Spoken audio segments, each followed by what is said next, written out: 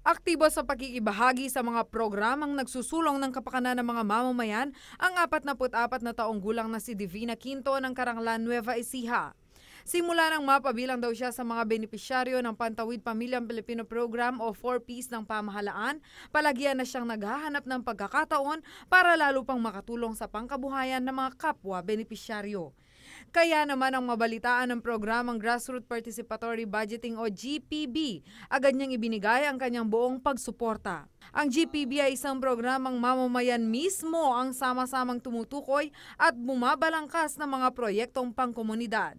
Kabilang si Aling Divina sa mga unang lumagda sa paglulunsad ng 1 milyong lagda bilang suporta sa GPB. Sa akin siguro sa isang gantong kinabibilangan ng sektor, maganda rin po na kami rin yung nagpo-proposal kasi kumbaga sa level naming mga ganito ay pag nanggaling din sa amin yung isinusumiti naming mga halimbawa proposal namin or menu at napagkakaisahan ng marami na kinabibilangan ding sektor ay tinutupad din at binibigyan din ng aksyon ng mga nasa taas.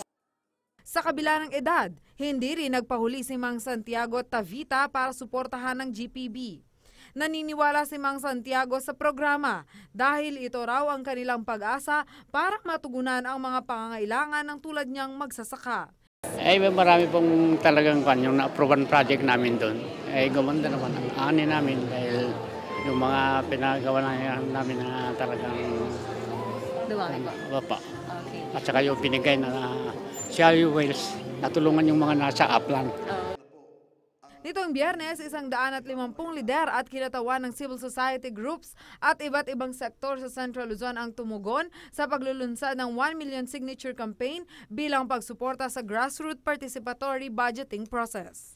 Ayon kay Marco Polo Ferrer, National Secretary ng Kilos Mamamayan na nangunguna sa 1 million signature campaign, malaki ang pakinabang ng komunidad sa programang GPB ng Administrasyong Aquino. Ang Kilos Mamamayan ay isang samahan ng mga samahan. Ito ay samahan ng mga organisasyon ng mga basic sector organizations katulad ng mga magsasaka, mga mangingisda, tulad mga nandito ngayon, mga kababaihan, senior citizens, iyan po yung Kilos Mamamayan. Inilunsad itong kampanya para sa 1 milyong pirma para hopefully ay makarating ito sa Kongreso. Kasi sa Kongreso ngayon ay may panukalang batas para i-institutionalize yung citizens' participation sa budgeting. So doon ang patungahan itong 1 milyong pirma.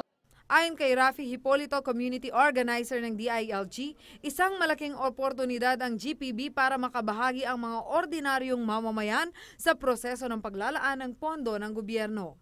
Sa pamamagitan ng GPB ay mas nabibigyang pansin ang mga proyektong prioridad at kailangan sa bawat komunidad. Kasi sabi nga halimbawa ni Provincial Director Pascua, sa 30 years niyang pagtatrabaho bilang DILG, ito pa lamang yung hindi lamang salita. Kumbaga meron talagang pondo na para dun sa mga identified projects na mga local officials tsaka civil society organizations. Kaya tingin ng DILG napaka-strategic itong programa na ito. Taon 2012 nang maipakilala ang GPB sa ilalim ng panunungkulan ng yumaong dating DILG Secretary Jessie Robredo. Ngayong taon inilaan ng pamahalaan ang 20 bilyong piso sa General Appropriations Fund para sa iba't ibang proyekto sa ilalim ng GPB. Inaasahang nasa 1,226 na munisipalidad at lungsod sa bansa ang matutulungan ng naturang programa. Kasama si Aiselin David, ako si Jenna Lumbang Parungaw. Alerto, alisto sa pagbabalita.